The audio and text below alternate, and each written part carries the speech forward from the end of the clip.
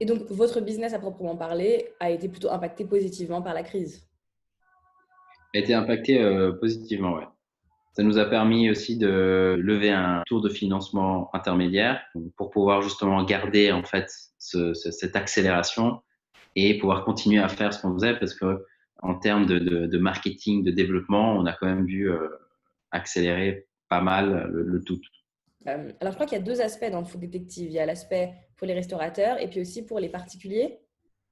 Ouais, des critiques, Ouais. des blogueurs, ça c'est une partie, on appelle ça un B2B2C.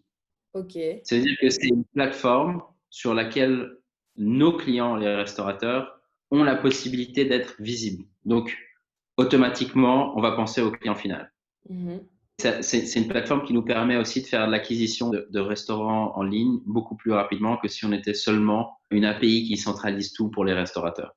D'accord, donc il fallait quand même créer une valeur en plus. Exact. Ah, ok. C'est la réflexion derrière Food Detective, elle est de se dire comment est-ce qu'on va rendre notre service Food Detective for Business, qui est le cœur de métier de ce qu'on fait chez Food Detective, beaucoup plus visible, beaucoup plus connu et qui peut grossir at scale rapidement.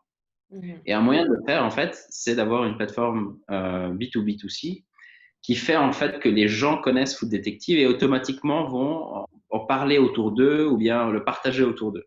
Et ce qui se passe à ce moment-là, en fait, c'est que les restaurateurs automatiquement, qui sont aussi des personnes, ils vont aller voir. Ça fait que l'enregistrement d'un restaurateur est simplifié de 100 fois que si on venait lui vendre un service mensuel.